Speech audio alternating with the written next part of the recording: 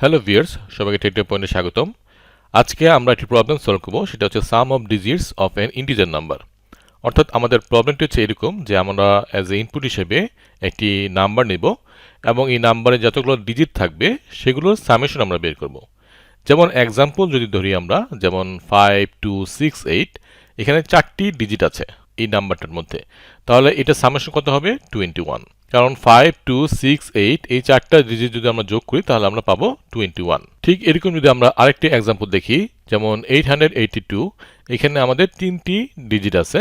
So আমাদের 882 এই 3টা ডিজিটকে যদি আমরা যোগ করি তাহলে আমরা পাবো কত? 18। তাহলে আশা করি প্রবলেমটা বোঝা গেছে যে আমরা ইন্টিজার নাম্বার নিব এবং এই নাম্বারে যতগুলো ডিজিট থাকবে সেগুলোর সামেশন আমরা বের করব। তাহলে এখন আমরা এই প্রবলেমটিকে সলভ করার চেষ্টা করি। আমরা প্রোগ্রামে যাওয়ার আগে কনসেপ্টটাকে ক্লিয়ার করার চেষ্টা করি যে কিভাবে আমরা এই প্রবলেমটিকে সলভ করতে পারি। সাপোজ আমরা ধরে নিই যে আমরা একটি নাম্বার নিলাম 782। এখন আমাদের এই 782 থেকে আমরা এই প্রতিটা ডিজিটকে আমরা আলাদা করব এবং তারপরে এদেরকে সামেশন করব। সো আমরা যদি যোগ করতে চাই আমরা লেফট সাইড থেকে করি আর রাইট সাইড থেকে করি, কোনো সমস্যা নেই। সো আমরা ধরে নিলাম যে আমরা রাইট সাইড থেকে প্রতিটি ডিজিটকে আলাদা করব। তাহলে আমরা কিভাবে করব? এখন যদি আমরা 782কে 10 দিয়ে মডুলো করি তাহলে আমরা কি পাবো? আমরা রিমাইন্ডারে পাবো 2, এবং আমরা যদি 782কে 10 দিয়ে ডিভাইড করি তাহলে আমরা কোশেন্ট অর্থাৎ ভাগফলে কত পাচ্ছি? 78। তাহলে আমরা কি পাচ্ছি? 78 এবং 2 এই দুইটা আমরা সেপারেট করে ফেলতে পারছি। একটা হচ্ছে ভাগফল থেকে, একটা হচ্ছে রিমাইন্ডার থেকে অর্থাৎ ভাগশেষ থেকে। এখন আমরা এই ভাগফলে যে 78 পেয়েছি এটাকে যদি আবার আমরা 10 দিয়ে মডুলো করি তাহলে কিন্তু আমরা আবার রিমাইন্ডারে পাচ্ছি 8, আর 78কে যদি আমরা আবার 10 দিয়ে ডিভাইড করি তাহলে আমরা কোশ্চেনে পাচ্ছি কত? 7, অর্থাৎ ভাগফলে পাচ্ছি আমরা 7। তাহলে আমরা কি পেয়ে গেলাম?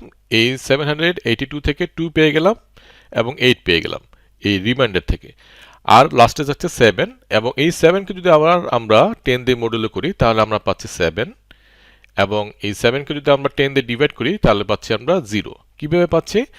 এখানে আমাদের বুঝতে হবে যে কেন আমরা 7কে 10 দিয়ে মডুলো করলে আমরা 7 পাচ্ছি। কারণ আমরা জানি যে মডুলার অপারেটর শুধু ইন্টিজার নাম্বারের ক্ষেত্রে আমরা ইউজ করতে পারি। সো এই ক্ষেত্রে আমাদের কি করতেছে, আমরা যখন 10 দিয়ে 7কে ডিভাইড করছি তখন আমাদের কি হওয়া উচিত? এখানে দশমিক আসার কথা, এবং আমরা এখানে দশমিক দেওয়ার কারণে আমাদের এখানে 70 আসার কথা, এবং আমরা যদি এখানে 70 আসে তাহলে আমরা 7 দিলে তাহলে আমাদের এখানে 70 আসবে, তাই তো? কিন্তু আমাদের এই ক্ষেত্রে এটা হবে না। কারণ এই ক্ষেত্রে শুধু আমরা যেহেতু ইন্টিজার নাম্বারের সাথে কাজ করছি, আমরা কোনো দশমিক নাম্বার এখানে নিতে পারবো না। সেক্ষেত্রে এখানে কি হবে? এই 0.7টা আমাদের হবে না। সো এখানে কি হবে? এখানে শুধু 10 জিরোর সাথে গুণ হবে, তাহলে আমাদের কি হচ্ছে? এখানে 0 আসবে। তাহলে আমাদের রিমাইন্ডার কত আসতেছে? 7। এই কারণে কিন্তু আমরা যদি 7কে আমরা 10 দিয়ে মডুলো করি তাহলে আমাদের আসতেছে রিমাইন্ডার 7, এবং আমরা এখানে দেখতে পাচ্ছি যে ভাগফলে অর্থাৎ কোশ্চেন্টে আমাদের আসতেছে 0। সো এইভাবে করে যখন আমাদের ভাগফল 0 হবে তখন আমরা স্টপ হয়ে যাব এবং আমাদের এই প্রোগ্রামটা আমাদের সলভ হয়ে যাবে। কিভাবে? আমরা এখানে দেখতে পাচ্ছি যে আমরা 2, 8 এবং 7 তিনটেই আমরা সেপারেট ভাবে পেয়েছি। এখন যদি আমরা এই তিনটি নাম্বারকে যোগ করে ফেলি তাহলে কিন্তু আমাদের প্রবলেম সলভ। তাহলে এই কনসেপ্টটা যদি আমরা এখন বুঝে থাকি তাহলে আমাদের খুবই সহজ হয়ে যাবে এই প্রবলেমটাকে সলভ করা। এখন দেখি আমাদের এই প্রোগ্রামটি সুইডোকোডটা কেমন হবে। সো ফার্স্টে আমরা বিগিন থেকে শুরু করব এবং ডিক্লেয়ার করব নাম্বার, সাম এবং রিমাইন্ডার নামের তিনটি ভেরিয়েবল, এবং সামের ভ্যালুকে আমরা ইনিশিয়ালাইজ করব 0 দিয়ে। তারপর আমরা এজ ইনপুট হিসেবে নিব নাম্বার। তারপর আমরা একটি লুপ চালাবো এবং এই লুপে আমরা টেস্ট করব। কন্ডিশনটা হচ্ছে এরকম যে নাম্বার যতক্ষণ পর্যন্ত না 0 হবে ততক্ষণ পর্যন্ত এই লুপটা চলবে, এবং এই লুপের ভিতরে আমরা কি করব? রিমাইন্ডারটাকে নিব, যে আমরা নাম্বারকে যদি আমরা মডুলো করি 10 দিয়ে তাহলে আমরা যে রিমাইন্ডারটা পাচ্ছি সেটা আমরা এখানে রিমাইন্ডারের মধ্যে রাখবো, এবং আমরা সামের সাথে এই রিমাইন্ডারটাকে যোগ করব। তারপরে আমরা নাম্বারকে 10 দিয়ে ডিভাইড করে যে নাম্বারটা পাবো সেটা আমরা আবার নাম্বারের ভিতরে রাখবো। এভাবে করে নাম্বারের ভ্যালু যতক্ষণ পর্যন্ত না 0 হবে ততক্ষণ পর্যন্ত এই লুপটা চলবে, এবং লাস্টে আমরা সামকে প্রিন্ট করে দিব। সো এটা হচ্ছে আমাদের সিউডোকোড। তাহলে এখন আমরা এই সিউডোকোড থেকে আমরা আমাদের প্রোগ্রামকে খুব সহজে লিখতে পারবো। সো আমরা এখন কোড ব্লকসে চলে যাচ্ছি আমাদের প্রোগ্রামকে লেখার জন্য। এখন কোড ব্লকসে আমরা তিনটি ভেরিয়েবল ডিক্লেয়ার করব। ফার্স্টে হচ্ছে আমাদের নাম্বার, তারপরে সাম ইকুয়ালটা আমরা 0 করে দিব, এবং রিমাইন্ডার। এই তিনটি ভেরিয়েবল আমরা ডিক্লেয়ার করলাম। এখন আমরা স্ক্যানএফ এর মাধ্যমে এই নাম্বারে আমরা ইনপুট নিব। তাহলে আমি এখানে প্রিন্ট করে দেই enter an integer। Okay, so এখন আমি scanf এর মাধ্যমে আমাদের নাম্বারে আমরা ইনপুট নিব। সো আমি এখন নাম্বার আমরা ইনপুট নিলাম। ওকে, এখন আমাদের কি কাজ, এখন আমাদের হোয়াইল লুপটা লিখতে হবে। সো আমি হোয়াইল লিখলাম, আমাদের ব্লকটা কমপ্লিট করে দিলাম, এবং এখন আমি এখানে লিখব নাম্বার নট ইকুয়াল টু 0। যদি আমাদের নট ইকুয়াল টু 0 হয় নাম্বারের ভ্যালুটা, তাহলে আমাদের এই লুপটা চলবে, তাই তো। সো এখন আমাদের রিমাইন্ডার আমরা কি রাখবো, রিমাইন্ডার আমরা রাখবো হচ্ছে নাম্বারকে আমরা মডুলো করব 10 দিয়ে, তাহলে আমরা রিমাইন্ডারটা পেয়ে যাচ্ছি। এবং আমরা এই রিমাইন্ডার যেটা পাবো সেটাকে আমরা সামের সাথে যোগ করে দিব।